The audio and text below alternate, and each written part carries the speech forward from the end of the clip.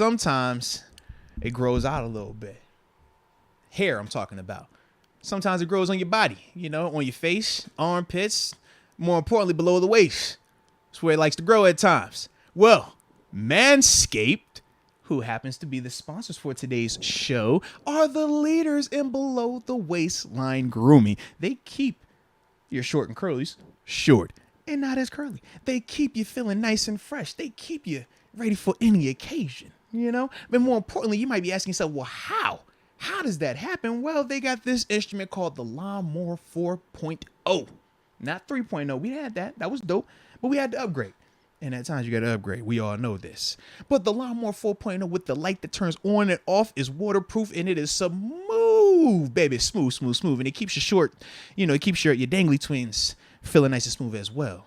But more importantly, man, with Manscaped, we know they have promo codes, and that code is MOATS. If you use that, you'll get 20% off of your purchase along with free shipping worldwide at manscaped.com. So don't waste time.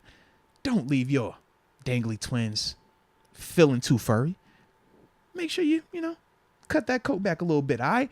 And everybody will appreciate them, and you will as well. So with that being said, shout out to Manscaped. I'm not going to act like I didn't see Mitch Trubisky putting some fire throws to him. Man, that first throw he hit on the 3rd and 17 for the first down. The 2-point conversion. I'm telling you, man, when I saw that 3rd and 17 throw where Mitch is backpedaling, throws off the back foot, right, because that thing to the left. Man, what? And we're going to say that man's trash? That man can't get it done? That throw he hit the George Pickens versus Tampa too? Are you serious? That's the type of stuff I'm talking about. It's there, but it's not consistent enough. We're not calling it enough either, though. And that's the point for me that I look at. When I'm looking at some of this stuff. This is the big reveal. Well, I don't want to say big reveal, but it is a part of it because when I look at it, it's like I can point to throws that Mitch is making downfield. We can point to stuff. And we can say, man, you just said it yourself. That Deontay throwing catch, filthy. That George Pickens, filthy. Time too. Absolutely. Now, O-line's been somewhat impressed. They were they've solid. Been doing their thing. They were solid against the pass. And what did we say? In the 2 sacks they gave up, it didn't have nothing to do with the tackles either. It was Mitch. It didn't have nothing to do with tackles. Just throw the ball away or whatever. The first one, you could say throw it away, the Matthew Judon one. But at the same time, you wanted to throw it away or do you want to make a play? That's the whole debate with it. He's trying to make a play. Judon just closes in on him. But that's a Judon sack right there, right? What do we say? Judon got 12.5 sacks. He ain't beating nobody one-on-one, but he'll get you one of them, though. That's what he does. The second sack, that was on the interior offensive line. They just got gamed up, got whooped. That was that. But as a whole, the O-line gave them time. He had time. Now, I'm not going to say that Mitch was above reproach because his other issue was he was too quick with his reads in the sense of, hey, man, I see this right here. I see they're playing zone. Bump it. I'm going right here, right now. That's the part for me where I'm like, Mitch, you got to know when you want to hold that ball and take a chance, when you want to go ahead and get rid of it. At times, he does play like he doesn't want to mess up. But I don't fault him when you talk about all the noise, all of the nonsense, all of the buzz. That is real. Now, as a player, do you want to be above it? Absolutely. But human nature is still human nature. You still feel it regardless of how machine-like you try to be or try to project. That is real. So at times, I do feel like he plays not to mess up. I thought once he threw the interception, though, I thought he kind of cut it loose a little bit more. Then towards the end of the game, he went back to, I'm not going to mess up. I want to be a little more conservative. And that's where he has to figure that. The underthrow for Najee on that wheel route. Yeah. That was a great example of it. Like you got to high point that, man. Or throw it higher so Najee can high point it. But we say that, but then if you would have drew the PI, no one's complaining. And that's the other part. Because we've seen how many times as defenders, we're like, man, you guys reward the underthrow.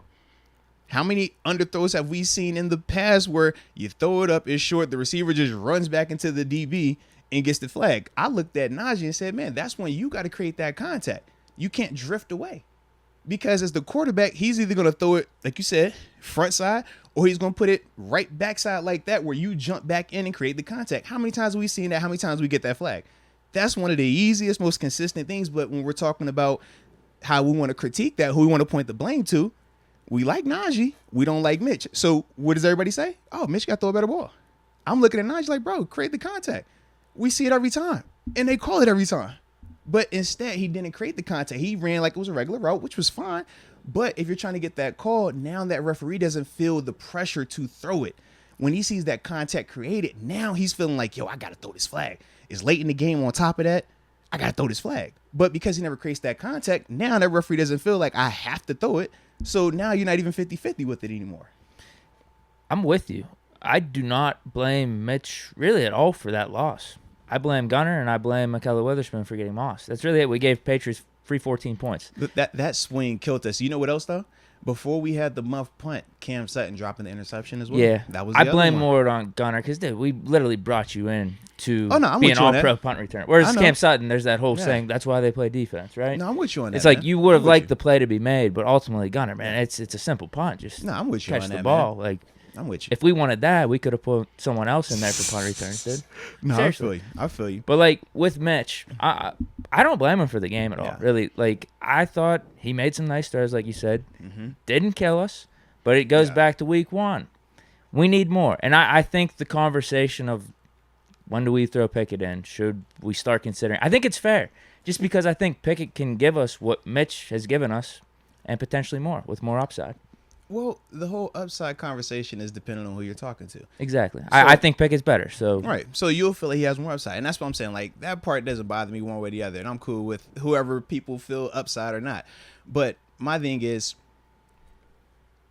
putting Mitch in, putting Kenny in, or whoever, I don't see how that's going to drastically change if you're not calling enough of those type of calls. Like we said, man, we started the show off talking about a couple of the throws where Mitch had to stretch the field and he threw some dime throws, right? We talked about that. But at the same time, when you're looking at how many of those calls are actually being called where, hey, man, we want you stretching the field, we want you running these deeper routes, you're not getting a ton of that either. And that's the part that does show up. And that's the part where I'm saying to myself, well, what's the difference if it's Kenny Pickett out there? Kenny can make them same throws we just saw Mitch make. Okay, cool. But what's going to be the difference? Offensively, what would be the biggest difference outside of it just being, hey, we like this quarterback, so now we'll really just put it on the coordinator? Well, it goes back That's to what- what like, what's the it goes difference? back to what you said about the reads, though, as well. Like, that's if you think fine. Pickett's the better quarterback, you think he's just going to make better But reads. once again, I never said Mitch made bad reads. I said Mitch read it and then just said, you know what? I'm not going to hold the ball. I'm just going to go with the high percentage throw. High percentage is fine on first and second down. It can't be high percentage throws on third downs. And that's the thing where he has to understand that risk reward factor. At times, he's very cautious. He's like, man, I don't want to force this ball over here. It can get tipped. I'm going to go through the check now. I'm going to give this crosser a chance to make a guy miss. But I'm looking and I'm like, man, you can still try that right there. Now, will you turn the ball over a little bit more at times, taking some of these chances? 100% you will. But that's what you would have to live with. And that's the part for me when I look at Mitch. I just look at him and say, man, he's not willing to go that route. Now, if Kenny goes and he goes that route, but he's turning the ball over, what is the difference? That's what I'm trying to figure out. Because we're not going to say, oh, hey, he's turning the ball over too much. Now we got to pull him out. So what is the biggest difference? That's all. I'm just trying to get to that part of it, because call-wise, they're still going to be calling the same calls. It's just based on what we're seeing from Matt Canada. He's not calling a ton of the vertical stuff that you would want. And at first, it made sense because I was like, yo, O-line, they ain't protecting like they need to. But that has not been the case. And especially yesterday, they were protecting. They were They doing weren't their bad at job, all. man. They were definitely doing their job.